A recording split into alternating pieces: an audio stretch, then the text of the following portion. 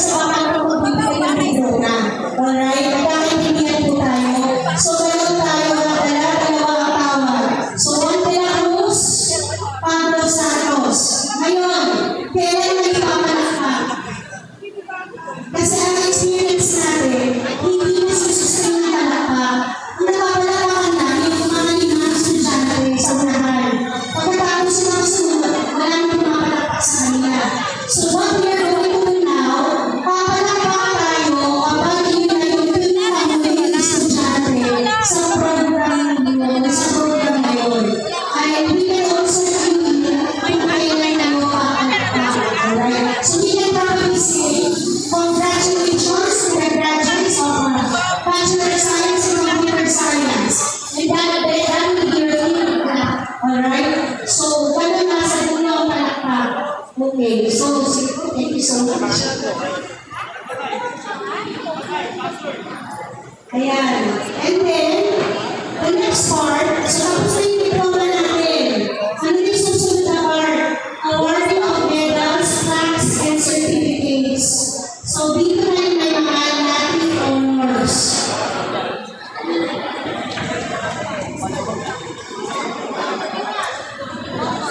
Bukas, i-announce ang Latin honors. Okay, now, so, sa Latin honors, again, ibagay hindi kayo na evaluator ninyo, but please inform your parents. Kasi bukas malaman naman kung may honor kayo, kung ano na kayo natatanggap ninyo. Please inform your parents na ready sila para hindi nyo na sila susundin. Okay? Kasi gusto natin dire-diretso ang programa. There will be teachers, care of Mamlinis, who will be assisting the parents, may mga honors in the morning and the afternoon. So yung mga parents ninyo, kindly inform them, alis ko sila kapag sinabi ko na ng awarding of medals, plaques, and certificates. No? So, we will be announcing tomorrow yung medals, and then pati yung sequence ng pag-akyat ng March, no? March yung sequence. So, kung laude, magna kung laude, summa kung laude. Alright. Now, listen. Andiyan pa ba tayo? So, next. Again, sa pamagay mo, kapag babalik ko sa siya, natahimik lang. Alright? Formal tayo, ha? Walang pakayin tayo. Okay? And please remind also your parents or your loved ones na yung parent is discouraged sa loob ng PACC. So, muna tayo para sa tapos yung program. So, kumari, na-award na yung mga Latin honors, tapos na lahat awarded sa lahat ng program. Ang susunod natin ay valedictory address. Alright? So, yung valedictory address, sasabihin ko. Alright? So, to deliver the valedictory address, let us welcome on stage the class valedictorian of 2024. So, papalakpak tayo. Alright. So, ulit. To deliver the valedictory address, let us welcome on stage James and Macy Paha, the valedictorian of class 2024.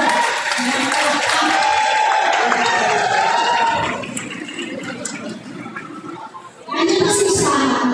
Ayan. Miss Paha. Walang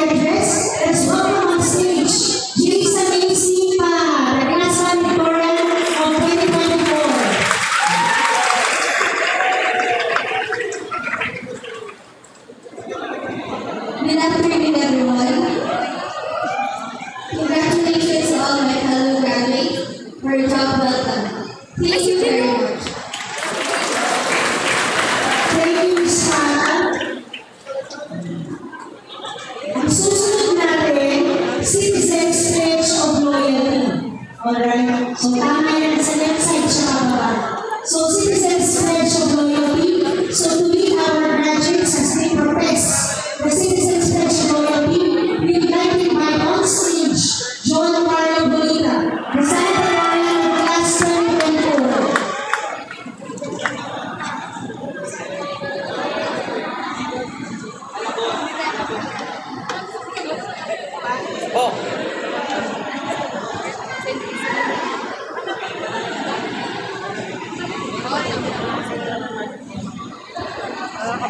Sa kabila sila next di ba? Please, sir.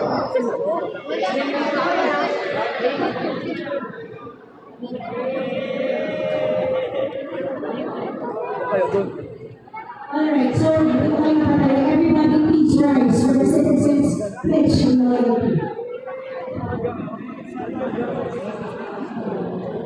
So to lead our graduates as we profess the citizens pledge of loyalty, we would like to invite on stage John Mario Bonita, the Salvatorian of Class 2024.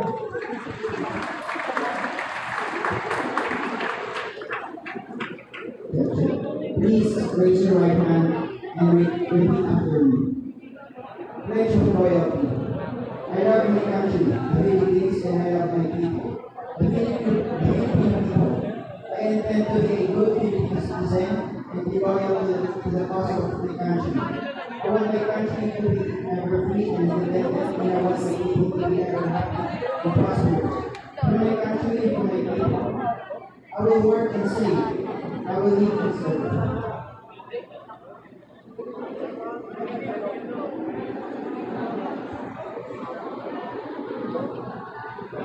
Please raise your right hand and repeat after me. Pledge of loyalty. I love my country, the Philippines, and I love my people, the Filipino people. I intend to be a good Filipino citizen and be loyal to the cause of my country. I want my country to be ever free and independent, and I want my people to be ever happy and prosperous. For my country and for my people, I will work and save. I will lead and serve. I believe in a good, strong, clean government. As a citizen, I think it my duty to bear my share of the sacrifice.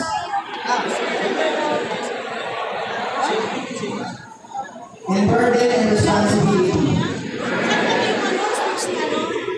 I will obey the law and help the government officials enforce the law. I will try to be honest, self-supporting, serviceable. I love peace, but I will fight for the sake of right, of freedom, and of justice. I love my life, but I will gladly die for the sake of my family, my people, and my God.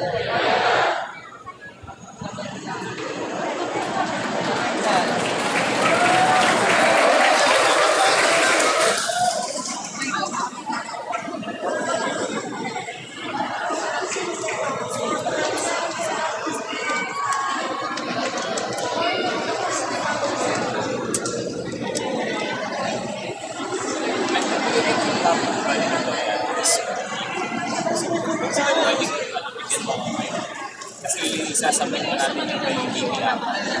Okay, so tapos na yung citizens pledge of loyalty. Hindi na tayo po, kasi may naman sa alumni pledge.